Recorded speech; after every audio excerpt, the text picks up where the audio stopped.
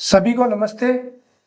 आज अपन राजस्थान सरकार की महत्वपूर्ण योजना मुख्यमंत्री सामूहिक युवा योजना 2021 के बारे में बात करेंगे कि इसके आवेदन ऑनलाइन कैसे होते हैं, इसके बारे में चर्चा करेंगे। तो सर्वप्रथम अपने को एसएसओ आईडी, संस्था की एसएसओ आईडी यहाँ दर्ज करनी है या रजिस्टर कर सकते हो आप अगर नहीं बनाई हुई है तो। फिर अपने को यहाँ एसएसओ के ऐप दिखेंगे तो उसमें अपने को लिखना है SAMU, सर्च करना है इधर तो मुख्यमंत्री सामूहिक युवा योजना 2021 आ जाएगा। ये देखो जोड़ों की फोटो है, मुख्यमंत्री सामूहिक युवा अनुदान योजना, इस पर क्लिक करना है। क्लिक करने के बाद में अपने को यहाँ संस्था के आधार नंबर लिखने हैं जो 16 डिजिट के हैं। फिर संस्था का नाम वगैरह आ जाएगा, संस्था किस अधिनियम में रजिस्टर्ड है वो करना है, पंजीयन की दिनांक और पंजीयन का प्रमाण पत्र संस्था का यहाँ अटैच करना है, PDF फाइल। चालू वित्तीय वर्ष में अब तक आयोजित सामूहिक विवाह की संख्या अगर है तो वो लिखनी है। चालू वित्तीय वर्ष में अब तक आयोजित सामूहिक विवाह के जोड़ों की संख्या लिखनी है या कोई अनुदान प्राप्त हुआ तो वो लिखना है। यहाँ संस्था का पता लिखना है। फिर अपन यहाँ आपको बता दूं कि संस्था का आधार नंबर आपके पास नहीं है तो आप इस पोर्टल के माध्यम से, संस्था आधार पोर्टल है, इसके माध्यम से आपकी संस्था का पूर्व में हुआ है तो यहाँ सर्च कर सकते हो, अन्यथा यहाँ से रजिस्ट्रेशन भी कर सकते हो। ये देखो रजिस्ट्रेशन का ऑप्शन है, यहाँ से रजिस्ट्रेशन कर सकते हो। फिर अपन संस्था के mobile number, pin code number और संस्था के अध्यक्ष, सचिव और कोषाध्यक्ष के मोबाइल नंबर, नाम, पता सब लिखना है और संस्था का बैंक विवरण भी लिखना है यहाँ अपने को।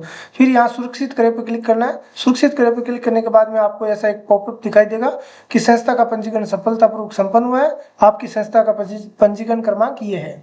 ठीक है, फिर अपने को जाना है नया कार्यक्रम जोड़े। ये देखो डैशबोर्ड, संस्था का विवरण अपन ने लिख दिया। फिर नया कार्यक्रम, नया कार्यक्रम में विवाह आयोजन की तिथि, विवाह की तिथि संस्था द्वारा मूल आवेदन विभाग में प्रेषित करने के पश्चात बदली नहीं जा सकती।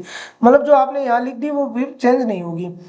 विवाह का स्वरूप एक जाति हो सकता है, सर्वजातीय, सर्वधर्म का हो सकता है, जैसा भी आप करवा रहे हो उस पर टिक करना है। संभावित जोड़ों की संख्या यहाँ लिखनी है। विवाह कार्यक्रम में सम्मिलित होने वाले व्यक्तियों की संभावित संख्या लिखनी है। यहाँ प्रतिनिधि जो विवाह कार्यक्रम में जो करवा रहे हैं उनका एक प्रतिनिधि जो संपर्क व्यक्ति है उसका नाम, मोबाइल नंबर, प्रस्तावित सामूहिक विवाह का स्थल का नाम लिखना है, जिला, तहसील, पुलिस थाना, पिन कोड और मोबाइल नंबर। विवाह स्थल का अनुमानित क्षेत्रफल लिखना है, कुल निकास द्वार लिखने, वाहनों का आवागमन हेतु रोड कितनी है वो लिखनी है, वाहनों की संख्या जिनके लिए पार्किंग सुविधा उपलब्ध है वो, बिजली पानी की, अग्निशमन की सुरक्षा, शौचालय की, निकटतम चिकित्सालय की दूरी और यहाँ पे टिक करना है। टिक करने के बाद में आगे बढ़ना। आपको आगे बढ़ने के बाद में आपको महत्वपूर्ण जानकारी है ये कि वधु का विवरण, क्या वधु राजस्थान की मूल निवासी है तो हाँ लिखना है। राजस्थान की मूल निवासी होंगे उन्हीं को ये लाभ मिल सकता है तो अपने को राजस्थान की मूल निवासी उन्हीं को लेना है। वधु का जन आधार नंबर बहुत ही इंपॉर्टेंट है, विवरण प्राप्त करें यहाँ से, ऑनलाइन विवरण प्राप्त होगा। जन आधार नंबर वधु और वर का इंपॉर्टेंट है। पिता का नाम, वधु की जन्म तिथि आ जाएगी। अगर ये सारे आप करवा रहे हो तो उससे पहले अपने को वधु, वर और वधु का जो जन आधार है वो अपडेट करवा लेना चाहिए ताकि विवरण पूरा उसी जन आधार से सही सही आ जाए अपने के पास।